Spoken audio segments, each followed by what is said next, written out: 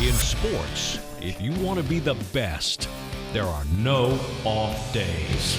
Welcome into the No Off Days podcast. I'm Scott Smith. We got Chris Cato over here to my left. We got BK in the booth. We will catch up with him momentarily. We got a big show planned for you as we count down the to the All-Star break, which is right around the corner. So the only, again, we've discussed this on the show, it's the only All-Star game that's actually worth its salt in all of the professional sports. Why is that? Why does there's still some nostalgia attached to the All-Star game?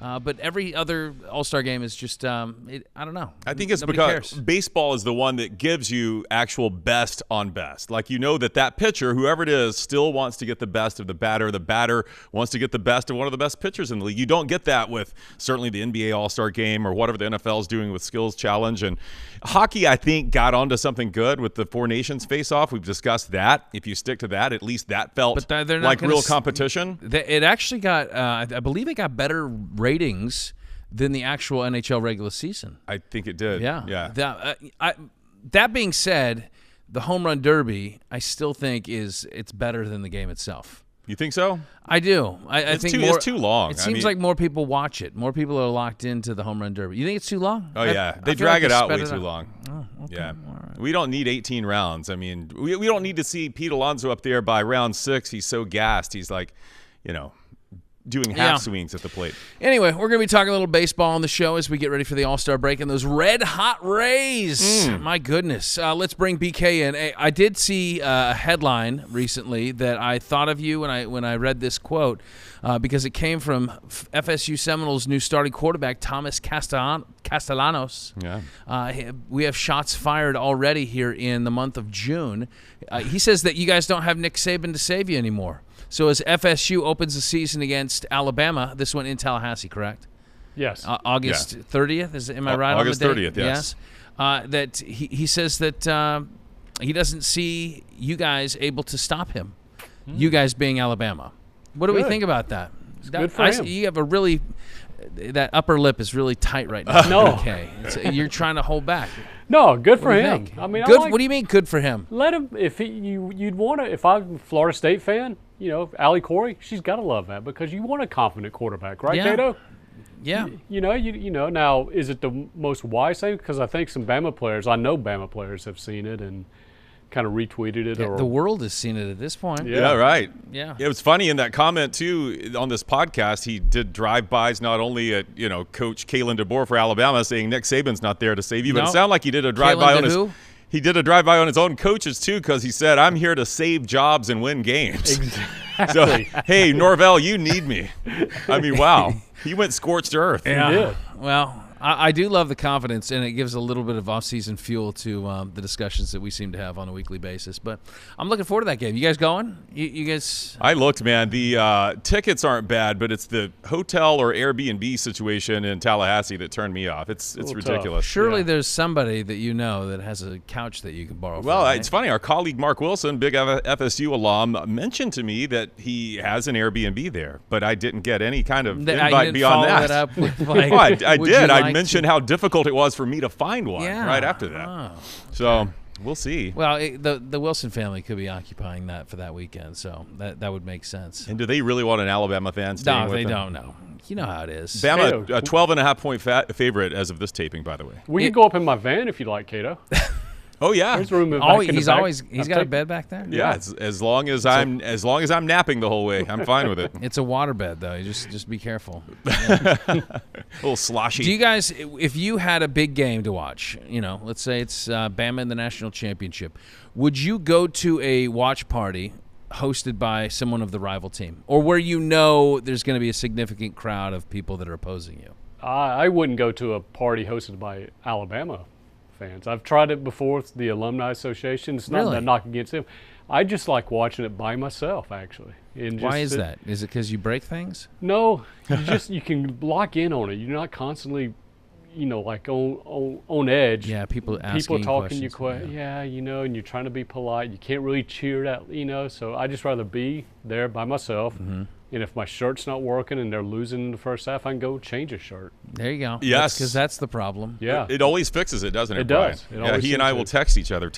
Sometimes you change too much, though. And you're like, oh, no, I need to go back one shirt. Cato's more of a social butterfly, though. I No, think you like hanging with people. I do, but I don't want to watch a game with the fans of the opposing team we're playing because they're just going to they'll try to be polite at first, but then when they start to make some momentum and score on Alabama, they're going to start snickering and giggling, and it's going to get me all angry. Get you all riled up.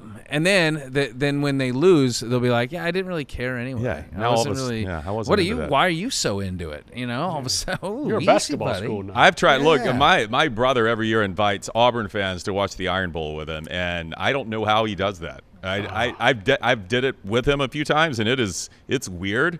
And it usually ends in us being in separate areas with separate TVs. I mean, that's can you fun. imagine that with the kick six game? I mean, that would have been horrible. Yeah, I'm glad I wasn't even in the state of Alabama for that me one. too. We should have your brother on the podcast. Oh, he'd be to break this down, the anatomy of a good watch party, and why he invites the rivals. I think Yeah. we should have him on. He'd be a great guest. Let's get him on, and then can we get your dad and Cookie? That might be too much. Maybe for Got to the get their modem working. 500th episode or Yeah, something. We'll see. Sure. BK, what do we have on today's big program? Got a fun show today. We got Ryan Bass, the Rays and Wait, FanDuel. Ryan Bass? The Ryan Bass. As in, who used to work for the competition, Ryan Bass. Did he really? I just remember Ryan Bass as the. Who approved this? Oh, well, I kind of signed off on it. Then Cato, ran it by Cato. He's a good dude. He's a good dude. He's actually, he's a we nice are guy. friends. Yeah. Absolutely, no. All right, and then at the end of the program, What do you say we fire up the randomizer? it's about time. Yeah, it's about time. It's been a while. So Okay. we'll do It's been that. a long time. The fact last time we did it, Brian wasn't even here. I think it Well, I was heard Chris about that, Griffin and I had had to to- find the keys to the old rust bucket. That's and right. That's right. Yeah, Gas he had it up and- the old owner's manual. He Yeah. like flipped through that, figured out how to work it. It spit out some weird questions with him running it too. I got to tell you, did it? Brian. Yeah. All right. Some of them were in Latin. We didn't understand. All right, Brian. If we see you at the end of the show and you're wearing a different shirt, we'll know that you think the podcast is not going very well. All right. Very good. Catch up with you then. Thanks, If you're listening and you want to watch, go to fox13news.com/nodpod. If you're watching and want to listen or subscribe, take out your phone. You can zap that QR code. It'll take you to our show page, and all of our shows are right there. We invite you to subscribe on the podcast forum, and if you do, please leave a 5-star. fox13news.com/nodpod. So this last week, a big event in New York City that I was otherwise ignorant to, but every name in sports, past, present, were there, and that is the Fanatics Fest. Yeah. So it's a 3-day event. It's a huge deal. 125,000 fans made their way to the Big Apple to watch this event, and it's, obviously Fanatics is a brand, and they're in the business of selling things, but they lose money on this, Chris. I don't know if it's because what they're paying to get the celebrities there, but last year, we don't know what they paid this year, but last year they paid $15 million. They lost $15 million on this, but it's an investment into their product. But it was just I was just amazed with how many big names were out there doing things. Tom Brady was like the star of the show, but you got LeBron, you got throwbacks like Joe Montana are out there. I mean, Eli Manning. Eli Manning is there. Yeah, so it was a big deal. And Tom Brady, he's winning in every facet of life, and this has been the case for a few decades now. But he wins the inaugural Fanatics games. So you take 100 participants, 50 of them are just regular fans. Right. Then the other 50 are either former athletes, current athletes, or celebrities. Mm-hmm. And then they all compete in these different events. So you have like quarterback skills, basketball shooting, soccer goal scoring, accuracy with the baseball pitch, accuracy with some hockey shots.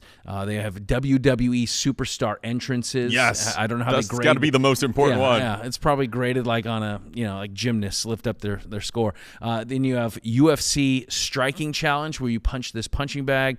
And then you have a closest to the pin challenge. And guess who wins it out of 100 participants? The guy who is always winning everything. The guy who's the GOAT. He wins it. And guess what the prize was? $1 million. Exactly what he needed. I mean, you talk about a guy. That Fox down on his luck. That Fox contract hadn't cleared yet. That $700 million check. Well, I will say he gave, I think, $5,000 to each one of the fans that participated. That's cool. So whatever that is, 5,000 times 50. He gave each person a chunk of change, and then he gave the rest to charity. So Tom Brady doing the right thing there. But I thought it was interesting that he dominated in all those. I know that I would expect the quarterback challenge for him to be very good. I know he played some baseball as well, so it wouldn't surprise me if he could throw a pitch accurately. But hockey challenge. Basketball shooting. We don't know that he won all these categories. He just had the best point total. He had the best point total, but I would think that he had to have held his own in some of these. I want to see him in the UFC striking. Who was the punching bag in that one? It was one of those like automated things that you punch. And I think Myles Garrett might have broken it by how hard he. But I was hoping you told me. He's used to punching people with other people's helmets, but he didn't get to use that this time. Actually, a UFC fighter, I believe it's pronounced Gaethje. Justin Gaethje, is that right? Yeah, he finished second in the voting or in the point total, and then a Pennsylvania teacher came in number 3. So here, the second place gets a Ferrari. Mm-hmm. So these are some amazing ones. This is probably where they're losing all that money. Exactly. Yeah, how did we lose $15 million on this last year?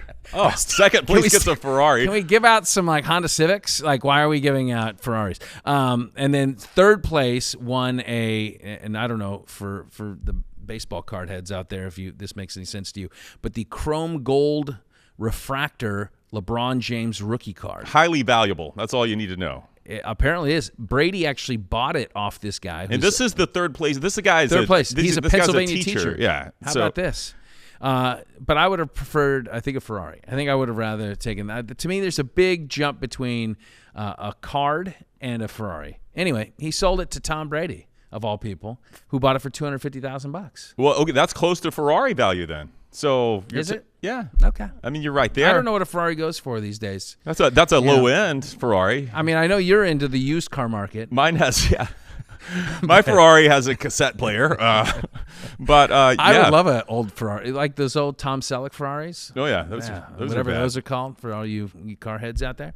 Anyway, didn't he drive a Firebird? Anyway, no. He definitely drove a red Ferrari for sure. I love the story that this third place finisher, a regular Joe Schmo teacher, gets third place, and Tom Brady buys his LeBron card for him on the spot for $250,000. I'll take it. I mean, yeah.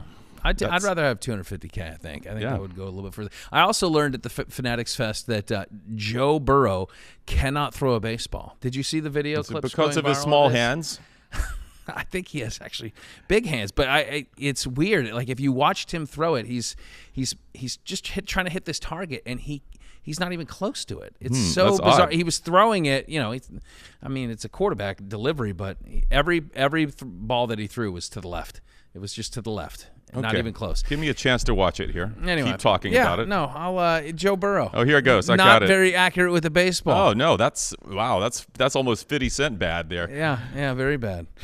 Okay. So Heisman odds are out, Mr. Cato, and I'm curious to get your thoughts because I know you probably have already set up your own kind I've made a little odds on this power board. Yeah. Okay. Have you put any futures money in there? No, every year the Heisman thing is so volatile, right? Like it's never the guy who's leading at this point in the season.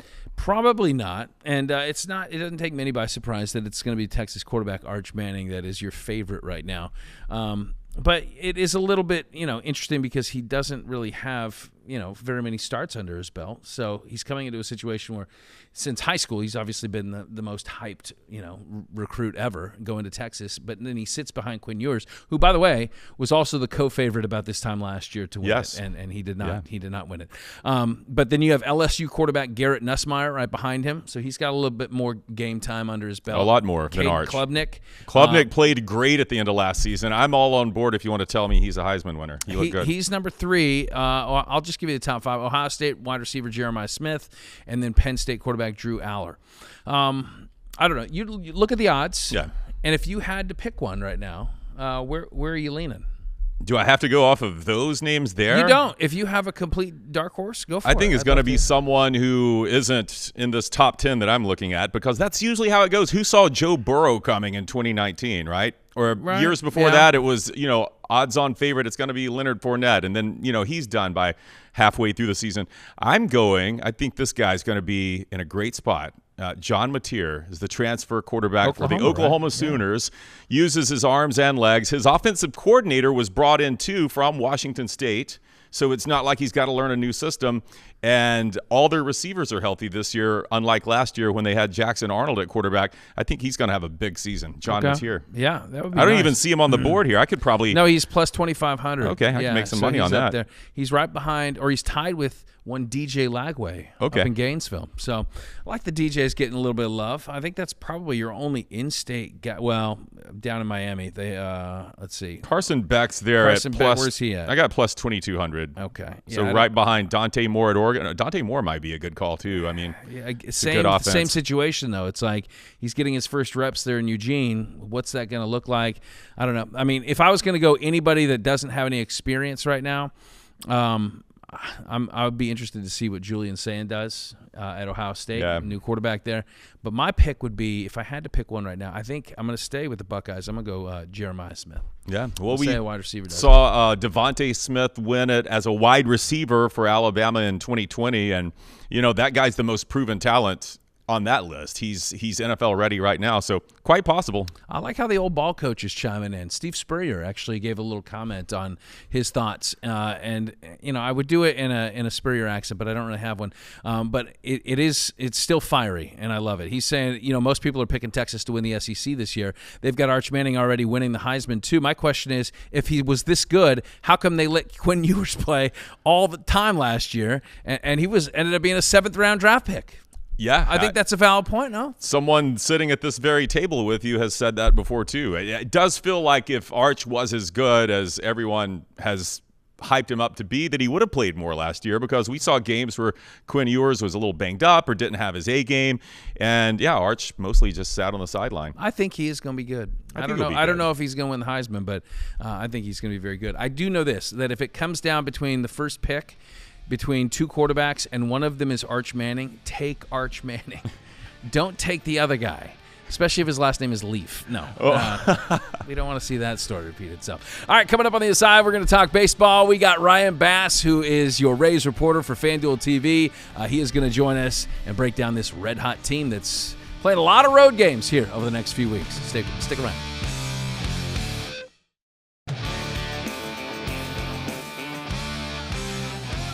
Welcome back to the No Off Days podcast. It has been fun to watch these Rays heat up and gain a little ground. They're nipping on the heels of those New York Yankees atop the AL East. And as we tape this, they are taking off to kick off a set this week in Kansas City, a team that swept them earlier this year. Right. And the Rays, in 3 games against the Royals, scored three runs. It's like a totally different team now. They score 3 runs an inning now. Right. That's what the pace that they're on right now. So this week we have an opportunity to catch up with a guy that knows his team very well, spends every day with them, and he's out in Kansas City for this interview. That would be Rays reporter for FanDuel, Ryan Bass. It's always nice when enemies become allies. Very kumbaya moment here on the No Off Days podcast, because it wasn't that long ago when you and your little sidekick Justin Granite were working for the competition across town. But here we are. Granite is somehow my financial advisor now, and you're on the podcast. So here's to unity.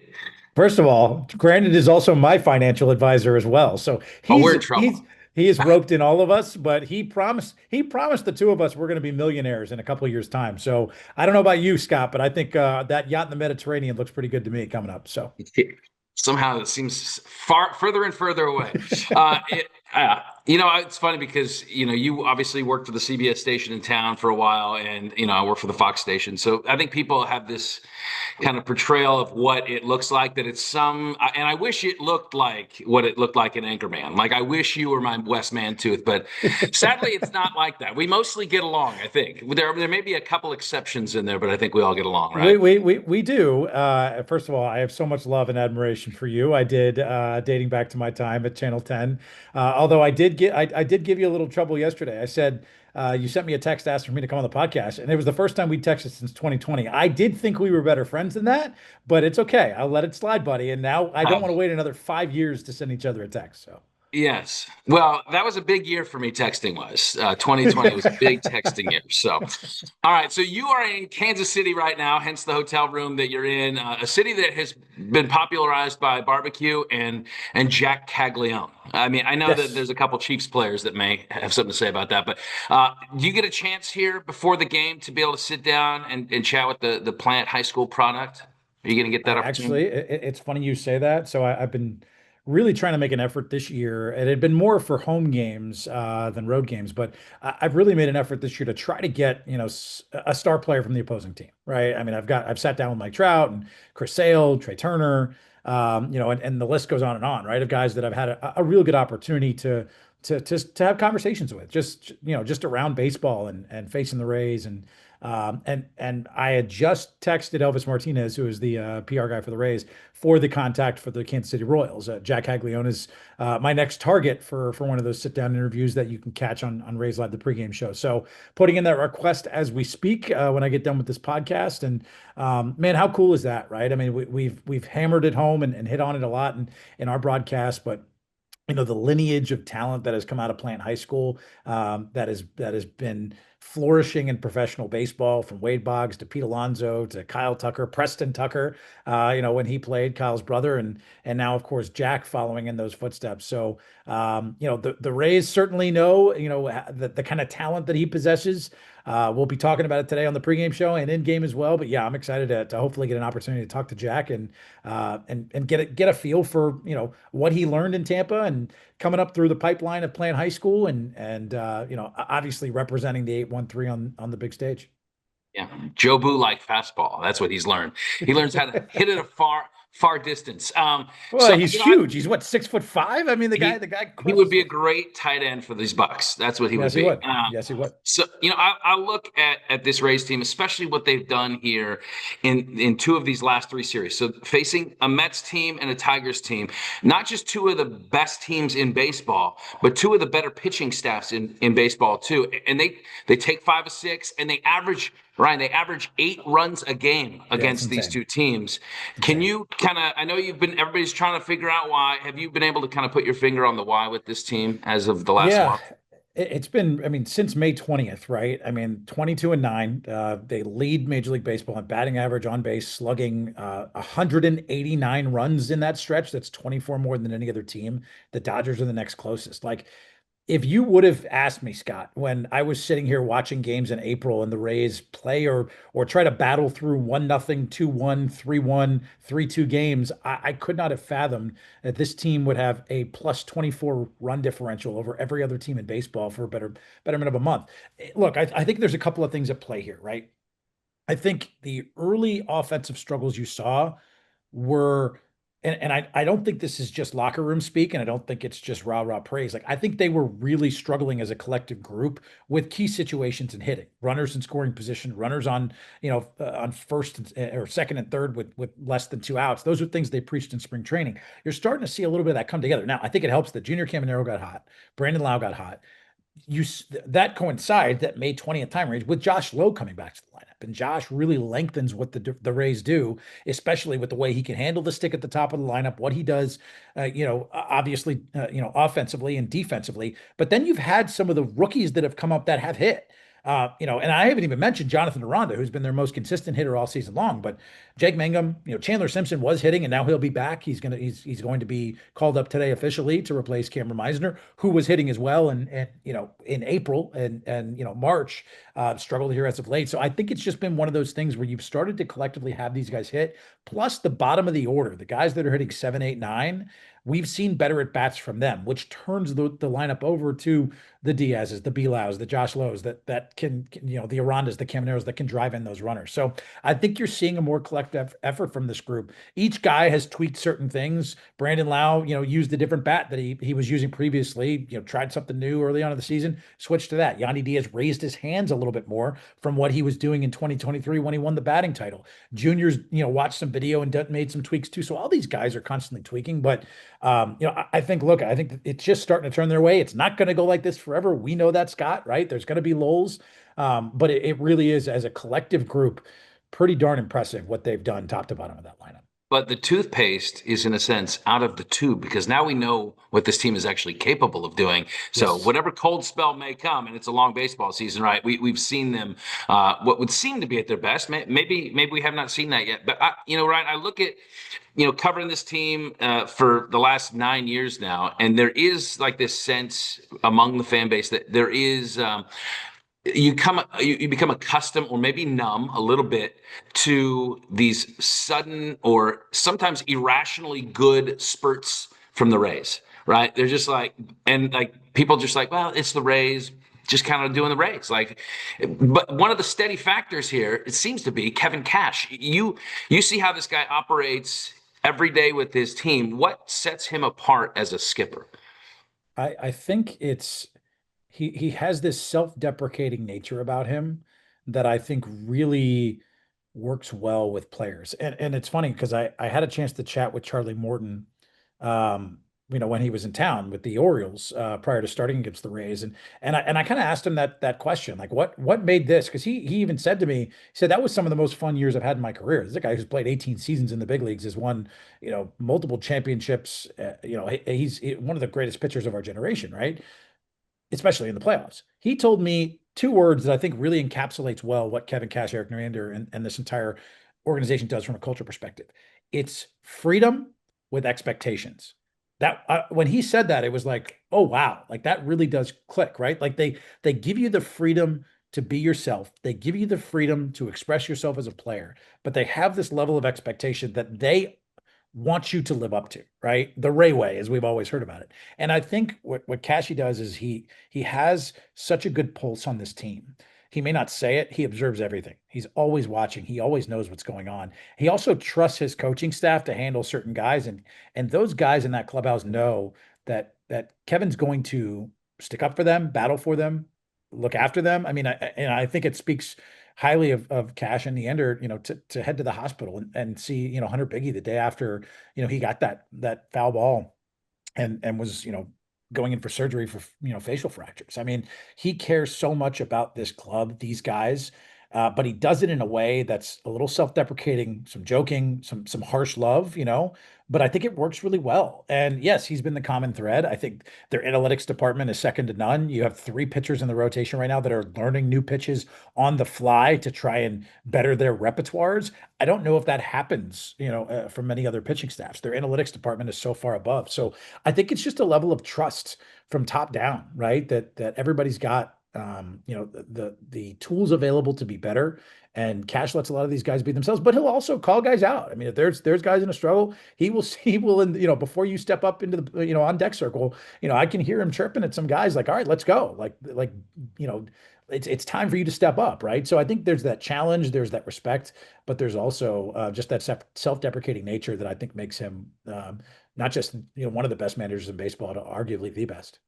Yeah, I mean, there's so many ups and downs in a baseball season. To have a skipper that is just a steady hand, you know what I mean? Like when the team's down here, Kevin Cash doesn't seem like a guy that's presenting one way to the media and then going in and slamming the door and ripping into his team. But Scott, you've been in those press conference rooms with me, right? Where they win 10-1 or they lose 10-1. It's the same tone, and I think that calm nature and that steadiness, that sets an example for the rest of the clubhouse. Like I hate the terminology, don't get too high, too low, but it's literally that's the recipe. Like they don't get, too big on the wins, and they certainly don't get too low on the losses. Like they're pretty good at flushing that stuff. And I think Cash is a direct representative of that. Don't go anywhere. We have much more with Ryan Bass on the other side. I'm going to, he's a big UCF guy too. Oh yeah, I didn't know that. Little college football. Yeah. Yep. So we'll talk that next on the NODPOD.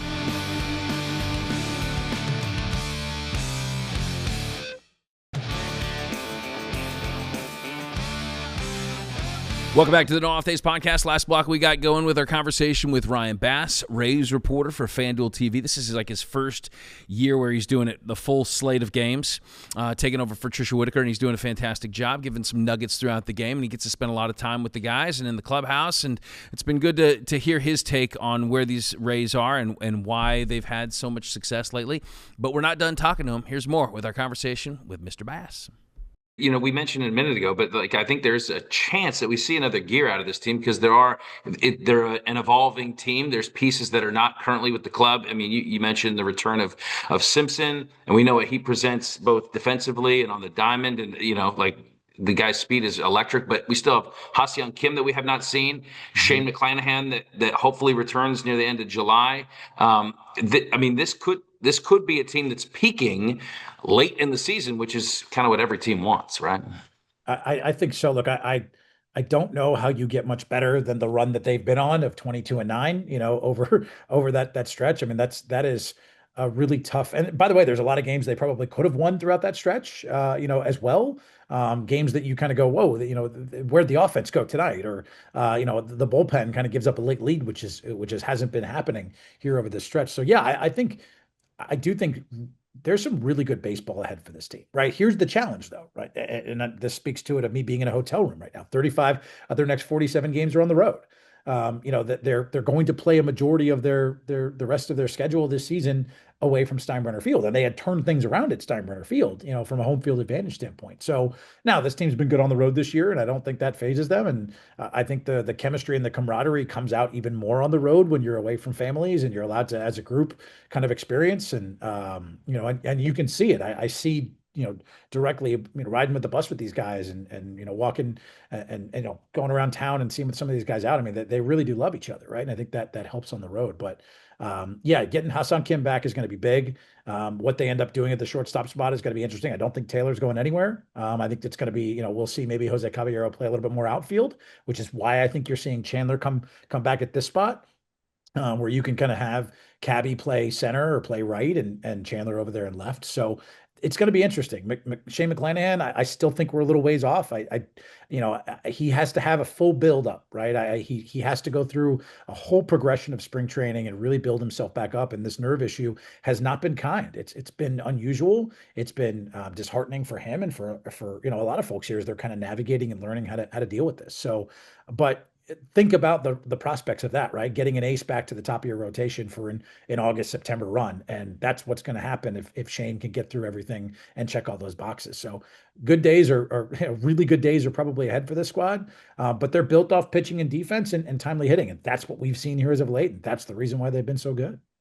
We're a couple weeks out from a nice little break. This is your first year doing the full MLB slate, right? So do you have vacation planned? How does Ryan Bass handle the All-Star break? Well, all too well that I work many jobs, so it's not just here with this team. I've got some freelance stuff with News Nation. I do some sales work with a PR firm that's in town too. So I always kind of stay busy. I have had some forced time off here in the month of June, where Kendra Douglas, who does our magic reporting over at FanDuel, she's filled in for me here. So I've actually had more weekends off than not. Unfortunately, one of my weekends previously in the early part of June, when my parents were in town, I fell off a scooter and separated my shoulder. So I spent part of that weekend in the ER. So that wasn't fun. So yes. Are we starting our throwing program yet? Where are you on that? We have gone through a physical therapy two times already. We got checked out by Dr. Coco Eaton, the team doctor, who told me about 6 weeks from now I should be pain-free. So that should be nice. But speaking of vacation, it's going to be very nice to enjoy some time off that won't be in an emergency room or rehabbing from a grade 3 I would have thought that your separation. FanDuel contract would have specifically outlined no scootering. So this, I don't know if you brought up a violation of that contract. I found out that turned into a rule in the minor leagues for the Rays because there was some players that had been falling off scooters. So I'm just saying it's. I think my scootering days are in the rear view, if you will. Okay. But to answer your question directly, I've got some time off over the All-Star break. I'll be taking off the week, and then the weekend after I'll have that series off too. So I'm going to go out of town for a little bit. I haven't been in Nashville this year, so I'll go see some friends there. I'm going to a Morgan Wallen concert in Arizona. So it'll be fun. Yeah. A little relaxing time. That's another one of you're big in the country music scene too. So Rays, you're the one with the guitars behind you though, not me. So I don't know who's big in what. I'm a country star in my home, and that's it. No further. Rays, at the All-Star game? Who's it going to be? I'm looking at the voting, and it seems like there's some distance there between some of the guys. Aranda looks to be the closest. If you had to guess how many Rays, which Ray gets in, what's your thought? I think we'll have one position player get in from the All-Star game perspective, right? And I think that's going to be Jonathan Aranda. I think he has made some gains in the voting, and I think if he doesn't get into the top 2, I still think he's going to be selected to head to the All-Star game. So I do believe he'll get in. I think there's a chance, a high chance, Junior Caminero gets an invite to the Home Run Derby. So I think we could see that, and him participating in one of the more fun activities during the Midsummer Classic. We'll see if he does get that opportunity to be in the game and represented there. There's some stiff competition at third base and a lot of guys ahead of him. But I do think having Junior there for the weekend would be good for the game, right? And good for him, given the season he's had here in his age 21 season. And I think on the pitching side, Drew Rasmussen, I think is going to be a guy that represents the Rays from a pitching staff perspective. But there's a lot of guys that would be worthy. I mean, Ryan Pepio's having a career year this year, and certainly is deserving with the numbers we've seen from him. Even the back end of the bullpen, Pete Fairbanks has been one of the best closers in the American League this year. So I think he would be deserving. But if I had to put a number on it, I think 3 guys will be represented at the All-Star game. I think it'll be Aranda in the game. Drew Rasmussen, I think, will be there pitching in the game. And then I think Junior will be partaking in the weekend in some regard. Last question for you. I know you've seen a lot of big league stadiums here. You've been able to enjoy some of the more unique venues. I know none of them can hold a candle to the bounce house. So your final thoughts on whether or not UCF is going to rekindle the glory in the year 1 return of Scott Frost. You are correct. None of those hold the candle to the bounce house when Zombie Nation is listen, you know me well. This is why we're friends who don't text for 5 years, because you still know me just as well if we haven't spoken in 5 years. But it's yes, exactly. Well, yeah, is that what we do? Is that Snapchat? Is that you that's been sending me those messages? Okay. No, I don't know anything about any of those. I wasn't sure. Snap face is, I think, Bill Belichick liked to call it back in the day. I think it's going to be interesting, right? Even Scott has warned a couple of times this isn't 2017, right? Like he's said it time and time again. I don't think anybody expects me to walk in here and lead an undefeated season. But I was curious of what they would do with the hire, right? And I think they're tapping into the nostalgia a little bit, but I also think, look, Scott's built for today's player, I feel, in college football, right? And it didn't work out in Lincoln. And, it was unfortunate for him because I really wanted him to have success in Nebraska and lead them back to, prominence in college football. But I think he learned a lot of lessons along the way. I think he understood that the recruiting base that we have, and you know it well, having been here for so long, is really rich in Florida. And I think he wants to tap back into that. And so this year, I would say a safe expectation is 6 to 8 wins. And I think that's to me, that's a pretty safe bet. But they got some tough games, man. Yeah, I look, if they can make a bowl game in his first year, if you remember when he took over after an 0-16 team, they made a bowl, right? And I thought that was a huge step. This team isn't recovering in that kind of sense from the Malzahn era, but I do think bowl game is definitely a possibility. And I think if they can figure out who's going to start at quarterback and navigate the transfer portal successfully, here as we get towards the fall, I think they'll be in a good spot to at least make that bowl game. So. Yeah, we'll see. I'm interested what USF's going to do. They have no AD. They have no president. What are they going to do? Scott, are you gunning for the AD job for USF? Alex Golish is he's the supreme commander of USF. That's a new position. He's running the show. Him and Brian Segrist, for sure. Yes, cool, man. Yes. All right, your bus is outside, ready to take you to Kauffman Stadium. Enjoy the set of games in Kansas City. Hopefully you find some good barbecue along the way, my friend. We had some Jack Stack barbecue yesterday. I hope to interview Jack Caglione today, and I hope there's a couple of Rays Jacks out of the ballpark. So all of our Jacks are all in one order. But no, in all seriousness, do not go another 5 years without texting me. It's good to see you, buddy. Thank you for having me on. I appreciate you. Always been a fan of you, fan of your work. Have valued our friendship, and yeah, buddy, looking forward to getting back in person with you when we get back to Tampa.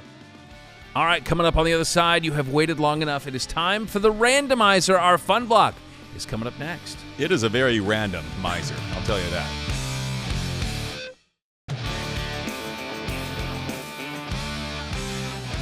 Welcome back to the No Off Days podcast. It is our fun block, our D block, and for that we bring in Mr. Fun himself, Brian King, BK.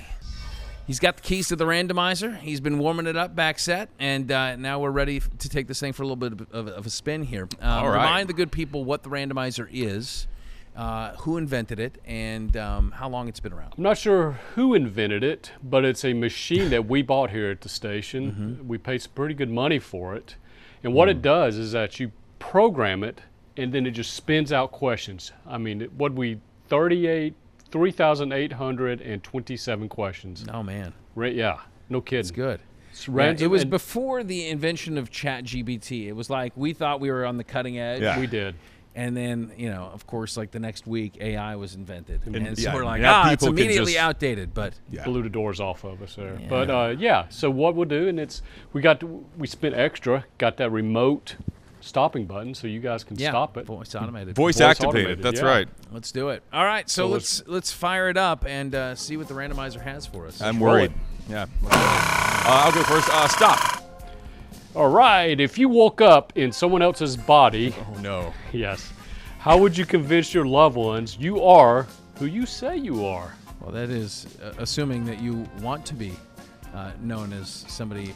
Right. What if I like the body? Yeah, I you're woke like, up I in? want to be this Hey. guy now. Yes. Also, do I have my voice, or do I have to talk? I'm talking like this body that I woke up in. Because if I've got my no, voice, no, okay. you can't. No, you have to convince them. This is hard. How does the randomizer come up with this question? So I guess the first thing you would go to is you would go to that person in your family who you have a close, an intimate secret with, right? Like they're the only ones who Share it with us. Your dad has a birthmark shaped like Texas on his belly. But but he hides it from, everyone but his close family. And so you're in this other person's body and you're like, but hey, Dad, who else would know about your big Texas birthmark right below your your taking his shirt off. belly I think button? people would see the state of Texas on him. Well, only his he's embarrassed of it. Gotcha. Only his Okay. family would see that there. But so it has to be more personal to you. What would you say to your loved ones? I believe, right? no, this is I a think more- I'm giving you a way to A generic? I'm giving you a way where your loved one will know it's you. Like only Chris would know that. Like whoever this. Like, if I wake up in the body of a 10-year-old girl and I start spouting off Pearl Jam lyrics and Alabama football trivia, they're going to know that that's not a 10-year-old girl, right? Yeah. Who are you and what have you done with Chris Cato? I don't know. Did that pass muster? Because I feel like it was supposed to be you have to convey something that would then identify you specifically. I did that. Not just a generic. I have the knowledge of where that birthmark is located. So So that's what I did. You don't want to share it now because then you wouldn't be able to use it. Exactly. I may need this. Okay, Yeah. gotcha. I think, if it were like my wife and I was trying to convince her that, hey, it's me, I think I would go to, I think that there's probably some intimate secrets that I'm not going to share on this podcast. But tune in for his other one, Scotty After Dark. I think I would remind her of what our first fight was about. She would remember that. But wouldn't that anger her? And then she just gets mad That's at a good you all point. over again? Well, it was very silly. It was like our first big fight as a married couple was about soy sauce. Yeah. Well, a lot of relationships can't withstand that soy The sauce. first soy sauce argument is just, so there was that. If it was my parents, I would remind them of all the ways they scarred me as a young child. No. They do that every week by listening to this podcast. They get to relive that when you talk about how poor you were. Oh, it was good times back then. Yeah, I don't think it would be very difficult, right, BK? How would I you don't do think it? so. I mean, using Cato's logic, I would just talk about my toes or my abnormal chest. Well, you couldn't do that. But you're in because another- you're in a- different No, but body. I'm the only one. Imagine that the knows. surprise of the other person going into your body, like, wow, look at this. I got an extra one. Look at these toes. I can hold a remote with this foot. I love this new body. But my back hurts, I'll tell you that.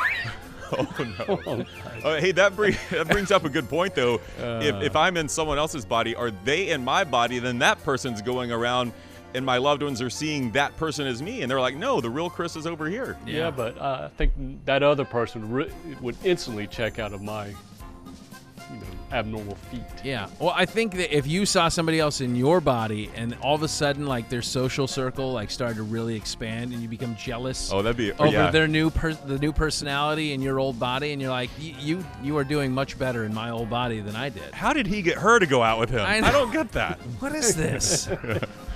Well, that was a good one. Yeah. That was a good one. You want another one? Let's hit it. I think so. Okay, roll it. Stop. What petty law or rule, it can be law or rule, would you like to make into actual law? Okay. Well, I don't know. I don't know what the petty laws are. The Tom Petty laws. Every football program must sing "Won't Back Down" between the third and fourth. That's a good one. I don't know. I know what law I'd like to see instituted. Maybe this makes me cold-hearted, but I feel like our street corners. I cannot stop at a single light in this town without being asked for some money or something like that. Oh yeah, Can that that does be a happen law? a lot around here. It seems like that would be an easy political win. It seems like everybody is kind of in favor of, hey, like, can we not have this stuff happening on our street corners? I know that's not funny, but I'm serious about it. But aren't there laws against panhandling? There are laws. You would against think, but there's no enforcement, right? Okay. So yeah, you're maybe saying enforce the laws. So that let's are there. enforce it. Okay, Tom I don't Petty. know if that was petty enough. Let me see if I can get pettier. I can think of, if you give me some more time. I think I've said this before on this podcast, episode 87, I think. It's leaf blowers. To me, gas-powered leaf blowers. Those things need to go. Okay? They're a scourge to society. They don't accomplish any real purpose. If you watch the people operating these things, they're just blowing the leaves and the debris into the next person's yard. Right. And they start firing up at 8 a.m. every Friday morning when I'm trying to sleep in. Friday morning is my big sleep-in day. Everyone knows that. 8 a.m. And, you know, the hum of a lawnmower I'm fine with because that's a consistent sound, like steady. It's almost like white noise. Yeah, but the leaf blower, he's and he goes away. Oh, he's gone. And he's back. And I mean, they're ridiculous. So we're outlawing those. Outlawing those. So can battery operated? Yeah, sure. If it's quiet, a little whispery thing, I'm fine with that. I think they're still. Or how about this? It's called a rake. Why don't you guys rake? Oh, well, you need to pay your guys a little bit more if that's. I bet BK's against this stance. He loves, landscaping machinery. Yeah, his run on diesel. Are you kidding me? His leaf blowers are next level. You have one, BK? I would abolish one rule. I did this. Oh, yes. I didn't know that was on the. I didn't know either, but then I would I'd like make a change and then turn it into a rule. Yeah. This whole thing where we have one team wears a dark colored jersey, the other team wears white jersey. This is really in college football. Like USC and UCLA, when they play, they wear their home jerseys against each other. It looks awesome. We should do that. Why don't we? I mean, I remember days in black and white TVs, you had to have one team that was in the light colored jersey so you could tell them apart. Right. Those days are long gone, guys. We got 4K TVs and all this stuff. Let's put the crimson red up against the Auburn blue. Let's just use the Niners, Kansas City Chiefs. Well, obviously you'll have to make changes. I mean, That's a like good point. USF playing Tulane, you couldn't do that. Somebody's gonna have to wear USF wear a gold jersey. All right. Well, now you're asking people to make color judgments, and that gets I like dicey. that though. Okay. I like seeing road teams in white. That's what I like to see. I love to see. There are a few exceptions. Obviously, the Yankees and the Tigers, they play home in white. I'm sure there's some other exceptions to that, but yeah. Yeah, I love Bama's road whites better than the Crimson Homes. I say too. let's ban Oregon using alternate uniforms and other teams. No, Yeah, no. You I can't will use use that for an my NIL lawmaking- inducement anymore. No, I will use my lawmaking rules to then double the amount of jerseys that we have. We'll make changes at halftime just to spite you, Cato. All right, let's roll that thing. Roll it. I got this one. Let's stop. Ooh, this is a good one. What is the best field trip you took when you were in school? That's easy for me because I grew up in rural Alabama and we had some stinkers. Like we would just go to these, random farms and they would show us how. And Sneaky farms at that. And I say I live on a farm. Why do I want to go see how someone else grows corn? I'm fine. I'm good here. Or museums. But one magical year, I don't remember the grade. We went up to Huntsville, home of the NASA Big city. Space and Rocket Center. Yeah. This is where the movie Space Camp was based on. And this place actually hosts Space Camp every summer. And, of course, part of the allure in getting schools to bring kids up on field trips is they all get excited and want to go to Space Camp, which I was not allowed to do, but not bitter about it. But, it was really awesome. We got to eat astronaut ice cream for the first time. That was a treat. Oh, what's that? Well, it's a dehydrated ice cream, Scott. Okay. Is it cold? No, they don't have refrigerators. Seems like that would there. be an easy thing to keep cold since you're in space. You just kind of put the ice cream outside, right? Yeah, let it nice. vacuum sealed. It was delicious. It was a fun field trip. Had a blast. Oh. I don't remember many field trips because, again, I grew up very deprived. But I do recall one, and I don't know what grade this was, but we went to the Monterey Bay Aquarium. So I grew up, in the other Bay Area, California. And I had, I've been to the Monterey Bay Aquarium many times, but I just remember I think it was the first time I went. It wasn't so much the aquarium, though it was cool. I just remember we had lunch at Carl's Jr. And for many of you who don't know Carl's Jr., it's Hardee's but better, right? It's got the same star. And I remember I had my first double Western bacon cheeseburger. You never forget your first one of those. Nobody forgets their first. It has onion rings on there, bacon, cheese, barbecue sauce. Again, I was a fat kid. I'm a fat adult, but that's why I remember that. Why didn't you bring that last week as our burger that we ate on the show? So that would have been a good one. Yeah. Well, we don't have a Carl's Jr. around here. What about you, BK? Mine was in Birmingham, Cato. I think I was in 3rd grade, and we went to this bread factory. What? Yeah. They made bread, and it was insanely. You just walked through the whole factory, and you saw the whole thing. But at the end, they let you eat, like, bread coming right off the line. Holy cow. It was the best bread you could ever eat. And I'm just munching up like... Well, there are a few things that smell better, right, than freshly baked bread. Yeah. Holy cow. Yeah. I mean, I can still... Like a farm? Why was I never told about this Birmingham bread factory? We went to different schools, man. I guess so. One more? Yeah, let's fire it up. All right, I'll take this one and stop. If you could hang out with any cartoon character, who would it be? Man, that's a good one. That's a good one. Okay. In my younger days, it would have been Jessica Rabbit. Yeah. I would say... She's not bad. She's just drawn that way. I would say probably Scrooge McDuck. Why? Well, because I've long fascinated about jumping into a giant gold money pit. Do you think he would allow you to roll around in his money I think he would. pit? I mean, if we were friends, if I get to hang out with him, he would. Can I go for a little swim? I don't think you get a name like Scrooge because you're inviting everyone to go to your money pit. Okay, well, if he's willing to hang out with me, then surely we could do the thing. That's a good one. I did always want to do the backstroke in that pile of coins. I also wanted to be Fred Flintstone in the opening of the Flintstones when they were at the drive-in and the waiter came up and put that giant Bronto ribs on the card. But that's not the character I would hang out with. I would definitely, this is a no-brainer, I would hang out with Homer Simpson. I mean, he is the coolest animated character ever. He and I would go down to Moe's, would slug a couple back with Barney and Carl and Frank, and then we would probably go wreck Bart's field trip or mess up Lisa's orchestra performance in some way. Oh, that's better. Wow, pretty good. That's good. He's a fun guy. Yeah. I'm kind of along the same lines there, but it was either Peter Griffin or someone else, and I'm going with Quagmire from Family Guy. Giggity. Who's Quagmire? I'm not familiar with the show. It's on Fox.